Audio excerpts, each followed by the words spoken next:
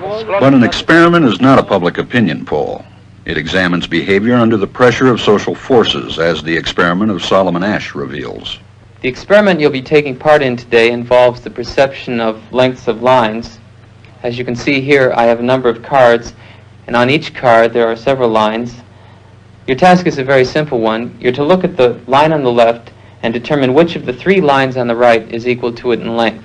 All right, we'll proceed in this order. You'll give your answer. Only one of the people in the group is a real subject, the fifth person with the white T-shirt. The others are confederates of the experimenter and have been told to give wrong answers on some of the trials. The experiment begins uneventfully as subjects give their judgments. 2. 2. 2. 2. 2. 3. 3. 3. 3. But on the third trial, something happens. 2.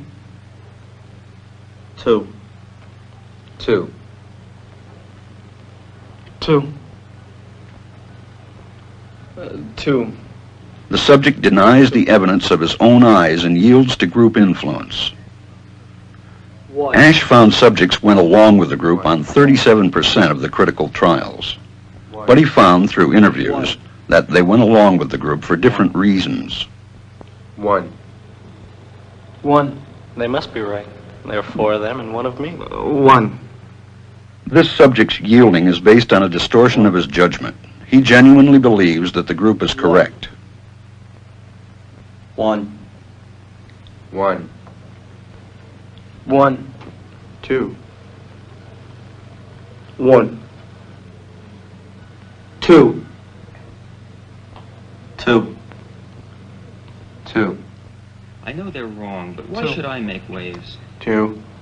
In this case, the subject knows he is right, but goes along to avoid the discomfort of disagreeing with the group. Here, the distortion is at the level of his response. 2. 2. 2. 2. In the previous experiment, the naive subject stood alone against the group. In this variation, Asch gave the naive subject a partner, here seated in the third position, who also gives the correct response. 1. 1. 2. 1. 2. With a partner, yielding drops to only 5% of the critical trials compared to 37% without a partner. Although subjects report warmth and good feeling toward the partner, they typically deny that he played a role in their own independence. The partnership variation shows that much of the power of the group came not merely from its numbers, but from the unanimity of its opposition. When that unanimity is punctured, the group's power is greatly reduced. Sometimes we go along with the group because what they say convinces us they are right. This is called informational conformity. But sometimes we conform because we are apprehensive that the group will disapprove if we are deviant. This is called normative conformity. The strength of the normative factor is shown in another variation carried out by Asch. In this variation, the subject is told that because he had arrived late, he would have to write his answers. Subjects in this private response experiment are exposed to the same amount of misleading information as other subjects, but they are immune from any possible criticism by the group. 1. 1. 1. And this enormously reduces the pressure to conform. Conformity drops by 2/3. Asch's experiment is a classic. It reveals how people will deny what they see and submit to group pressure. It allows us not only to observe conformity, but to study the conditions that increase or reduce its occurrence. The Asch experiment is one of psychology's oldest and most popular pieces of research. A volunteer is told that he's taking part in a visual perception test. What he doesn't know is that the other participants are actors, and he's the only person taking part in the real test, which is actually about group conformity. Please begin. The experiment you will be taking part in today involves the perception of line length. Your task will be simply to look at the line here on the left and indicate which of the 3 lines on the right is equal to it in length. So, for example, if you... The actors have been told to match the wrong lines. The volunteer will be monitored to see if he gives the correct answer or if he goes along with the opinion of the group and gives the wrong answer. In the first test, the correct answer is 2. 1. 1. 1.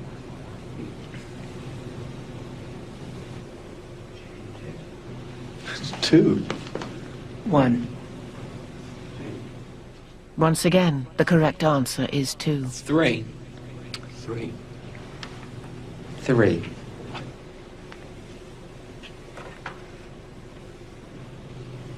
3. 3. The Ash experiment has been repeated many times, and the results have been supported again and again. We will conform to the group. Again, we're very social creatures. We're very much aware of what the people around us think. We want to be liked. We don't want to be seen to rock the boat, so we will go along with the group. Even if we don't believe what people are saying, we'll still go along. 1. 1. 1. 1. Group dynamics is one of the most powerful forces in human psychology. The gentleman in the elevator now is a candid star. These folks who are entering, the man with a white shirt, the lady with a trench coat, and subsequently one other member of our staff will face the rear. And you'll see how this man in the trench coat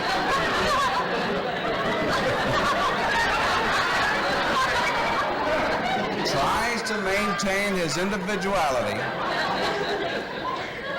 but little by little,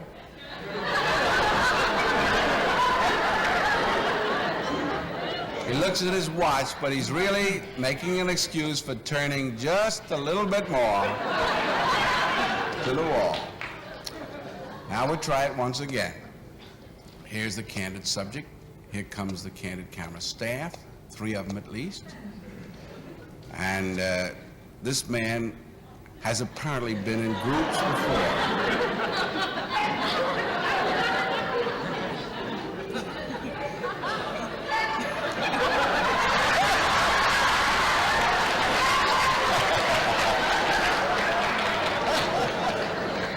Now, here's a fella with his hat on in the elevator. First he makes a full turn to the rear and Charlie closes the door. A moment later, we'll open the door, everybody's changed positions.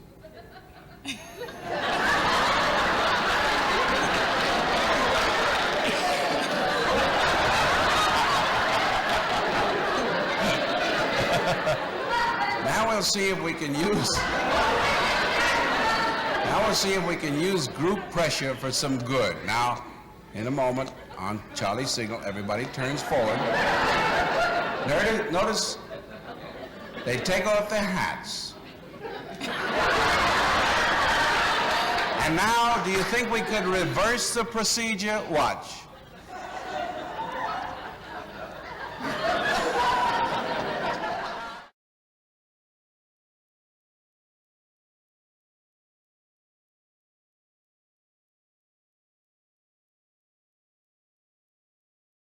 Most people saw the lunar landing and they swear on it because they heard it on the radio.